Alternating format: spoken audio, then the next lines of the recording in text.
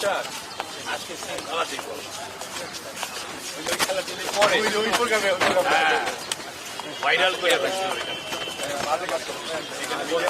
আমরা যদি ঢুকতে পারি ঢুকবো তাহলে প্রোগ্রাম না করে চলে যান আপনারা চলে যান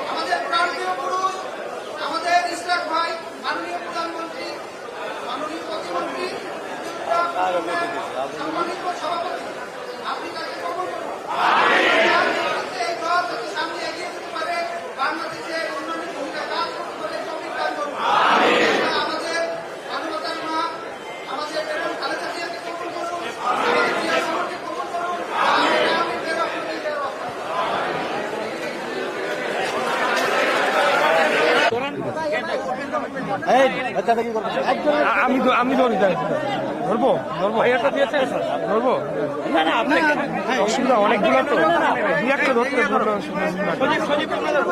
ভাই আমি দেখতেছি না ঠিক আছে ইজি ইজি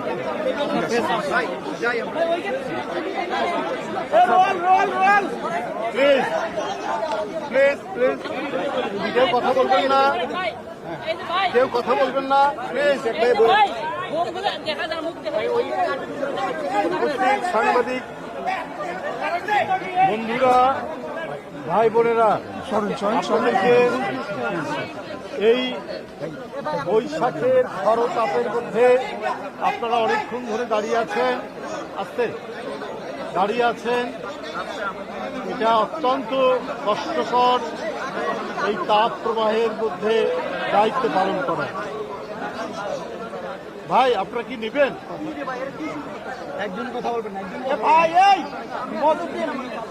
প্লিজ আমরা আজকে এখানে মুক্তিযুদ্ধ প্রজন্ম দল এর আগে এটি আহ্বায়ক কমিটি হয়েছিল, এখন পূর্ণাঙ্গ কমিটি। জি আপনারা জানেন বাংলাদেশের শুধু ঢাকার নয়, ঢাকাতে যুদ্ধ করেছেন দেশের খ্যাতনামা মুক্তিযোদ্ধা, ঢাকার মেয়র, সাবেক এমপি, মন্ত্রী জনাব সাদেক হোসেন খোকা। তার যুদ্ধের যে তার কৃতিত্ব, এটা কিংবদন্তির মতো। তার সুযোগ্য পুত্র ইশরাক হোসেন, যিনি বর্তমান সরকারের মুক্তিযুদ্ধ বিষয়ক মন্ত্রণালয়ের প্রতিমন্ত্রী, তাকে সভাপতি এবং ডক্টর কে এম মন্টি, সেও মুক্তিযোদ্ধা পরিবারের সন্তান, তাকে সাধারণ সম্পাদক করে কত সদস্য বিশিষ্ট 151 সদস্য বিশিষ্ট নতুন কমিটি ঘোষণা করা হয়েছে। জাতীয়তাবাদী মুক্তিযোদ্ধা দল এর যে সভাপতি তিনি এটা ঘোষণা করেছেন উল্পাত ভাই, এবং আজকে নবনির্বাচিত নবগঠিত এই কমিটি এদেশের এক স্বনামধন্য এবং মুক্তিযুদ্ধের এক কীর্তিমান বীর যোদ্ধা, যার স্বাধীনতার ঘোষণায় এদেশের মানুষ, কৃষক, শ্রমিক, ছাত্র জনতা রণাঙ্গনে মুক্তিযুদ্ধে ঝাঁপিয়ে পড়েছিল, তার মাজারে এবং আরেক মুক্তিযোদ্ধা মরহুমা দেশনেত্রী বেগম খালেদা জিয়া, যিনি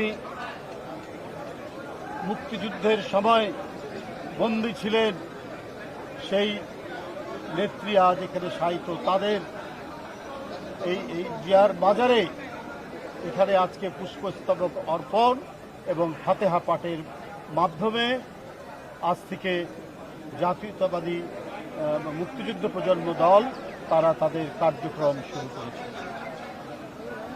আমরা সবাই জানি ইশরাক হোসেন অত্যন্ত দক্ষ, যোগ্য সংগঠক এবং অত্যন্ত সাহসী তরুণ।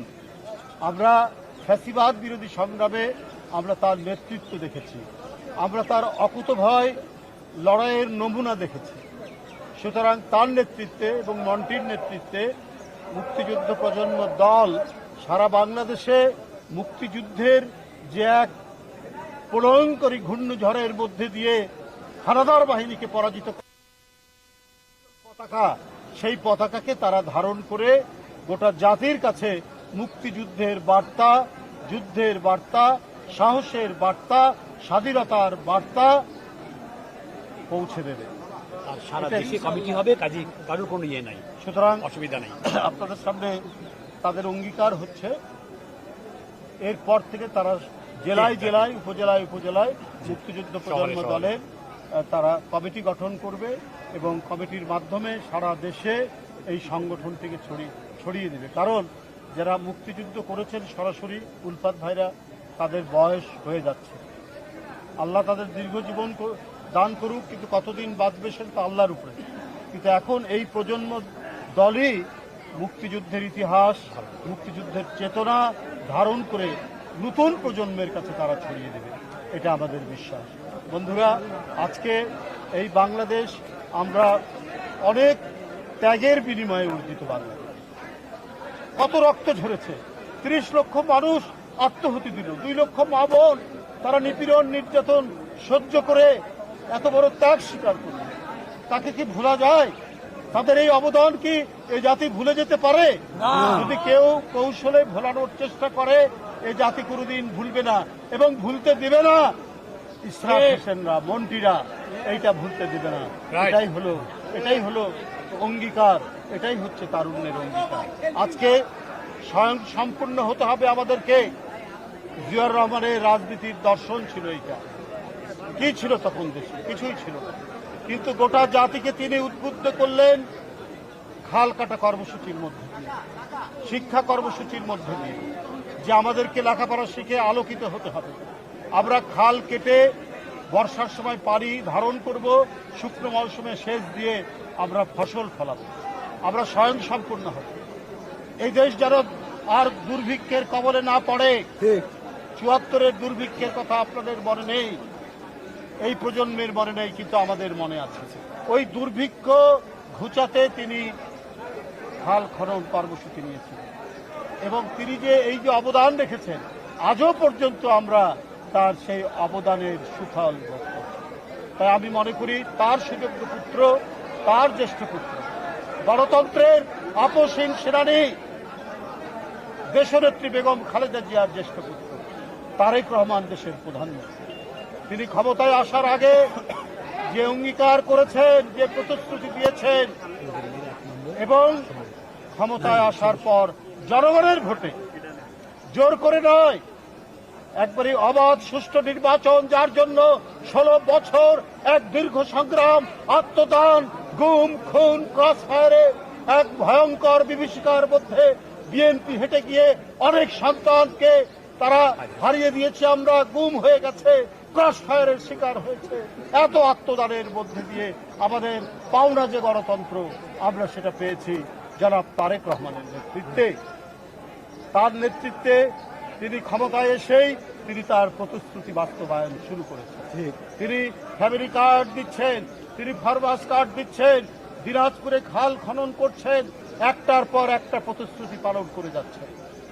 সুতরাং আমি আগেও বলেছি যে তারেক রহমানের নেতৃত্বে আমরা আবার সব দিক থেকে জ্বালানির সংকট, এই সংকট আমি আগেই বলেছি এটা বাংলাদেশের জন্য নয়, এটা বাংলাদেশের নিজস্ব সংকট নয়, এটা বিএনপি এই সংকট তৈরি করেনি, এটা একটি আন্তর্জাতিক সংকট, এটা মধ্যপ্রাচ্যে যুদ্ধের কারণে এই সংকট, কিন্তু সেটাও আস্তে আস্তে কাটিয়ে উঠছে। তবে পাশাপাশি আমাদের এই ব্যবস্থাও নিতে হবে, বারবার যে অঙ্গীকার করেছেন জনাব তারেক রহমান যে রিনিউয়েবল যে এনার্জি, সেই এনার্জির তিনি যে প্রতিশ্রুতি দিয়েছেন সেটা তিনি অবশ্যই করবেন। আপনারা জানেন যে পাকিস্তানে রুফটপ সোলার প্যানেল বসিয়ে তারা বিলিয়ন বিলিয়ন ডলার তারা সাশ্রয় করেছে।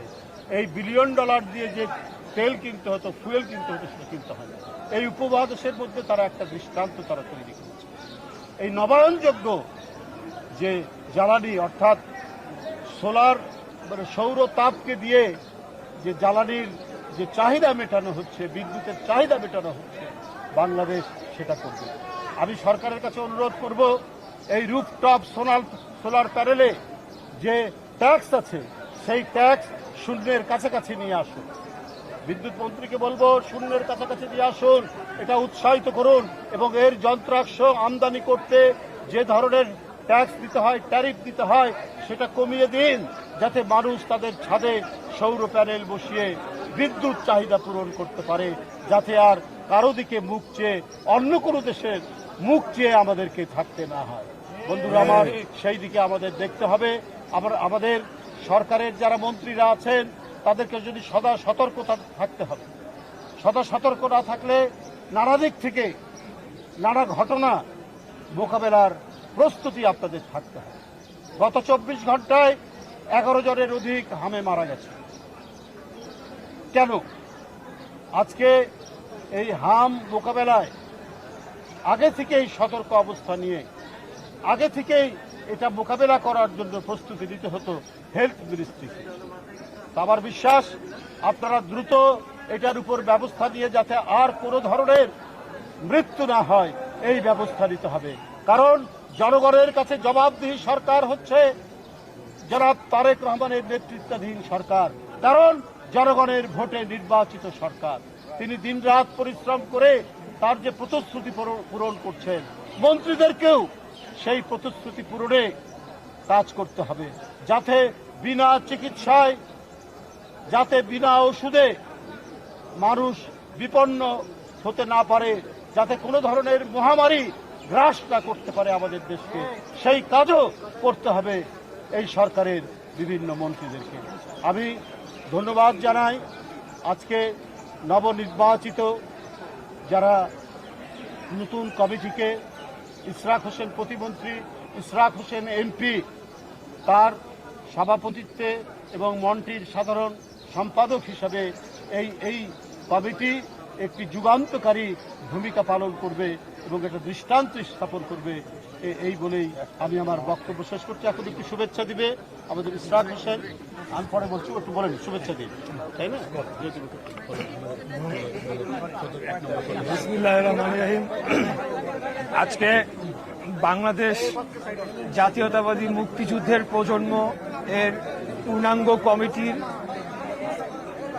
কর্তৃক শহীদ রাষ্ট্রপতি জিয়াউর রহমান এবং মরহুমা দেশনেত্রী বেগম খালেদা জিয়ার সমাধিস্থলে পুষ্পস্তবক অনুষ্ঠানে প্রধান অতিথি হিসেবে আমাদের প্রিয় নেতা, সাহসী নেতা, যিনি আমাদের বিগত ফ্যাসিবাদী আন্দোলনে দিক নির্দেশনা দিয়েছেন, নিজেও একজন রাজপথের লড়াকু সৈনিক এবং নেতা হিসেবে জাতির কাছে আবির্ভূত হয়েছেন, সেই নেতা জনাব রুহুল কবির রিজভী আহমেদ আমাদের মাঝে উপস্থিত আছেন বাংলাদেশ জাতীয়তাবাদী মুক্তিযোদ্ধা দলের সংগ্রামী সভাপতি, ৭১-এর বীর মুক্তিযোদ্ধা জনাব ইশতিয়াক আজিজ উলফাত এবং আমার সেক্রেটারি ডক্টর KMI মন্টি সহ নবগঠিত কমিটির সকল নির্বাচিত সদস্য সবাই উপস্থিত আছেন এবং আমাদের সাথে উপস্থিত আছেন বাংলাদেশ জাতীয়তাবাদী দলের স্বেচ্ছাসেবক বিষয়ক সম্পাদক জনাব মীর শরাফত আলী সপু সহ উপস্থিত সবাইকে আন্তরিকভাবে ধন্যবাদ এবং কৃতজ্ঞতা জানাচ্ছি। আমাদের এই অনুষ্ঠানকে সফলমণ্ডিত করার জন্য আপনারা এসেছেন, আপনাদের মূল্যবান সময় আমাদেরকে দিয়েছেন।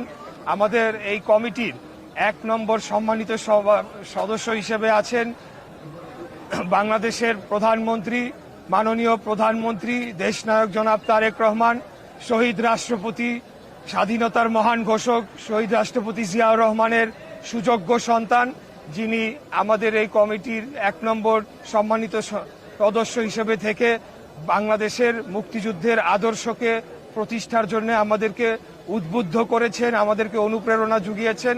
ইনশাআল্লাহ আগামী দিনে মুক্তিযুদ্ধের আদর্শকে আমরা প্রতিষ্ঠার জন্য এবং যে কারণে মুক্তিযুদ্ধ হয়েছিল সেটিকে সঠিকভাবে বাস্তবায়ন করা হয় নাই।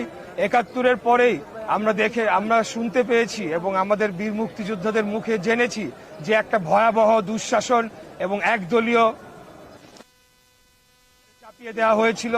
এরপরে বিগত ৫৫-৫৪ বছর ধরে মুক্তিযুদ্ধের যে মূল লক্ষ্য ছিল সেটির থেকে বারবার দেশ বিচ্যুত হয়েছে। অবশেষে দীর্ঘ ১৭ যুগের ফ্যাসিবাদী বিরোধী আন্দোলন শেষে আমরা আবার একটা গণতন্ত্রকে নতুন করে প্রতিষ্ঠার একটা সুযোগ পেয়েছি। মুক্তিযুদ্ধের মূল লক্ষ্য চেতনাকে আমরা বাস্তবায়ন করে বাংলাদেশকে একটা স্বাধীন, সার্বভৌম এবং একটি গণতান্ত্রিক রাষ্ট্র হিসেবে প্রতিষ্ঠার জন্য আমরা মুক্তিযুদ্ধকে বুকে ধারণ করে আগামী দিনে এগিয়ে যাব ইনশাআল্লাহ। এটাই আমার বক্তব্য। সবাইকে আবারও ধন্যবাদ জানাচ্ছি। গতকালকে গণভোটের ইস্যুতে সংসদের বিরোধী দল একটা সভা হয়েছে এবং তারা বলেছে যে এটা লাগবে। তো এই বিষয়ে দেখুন, আমরা যদি গণতন্ত্র মিন করি তাহলে তো অবশ্যই সরকারি দল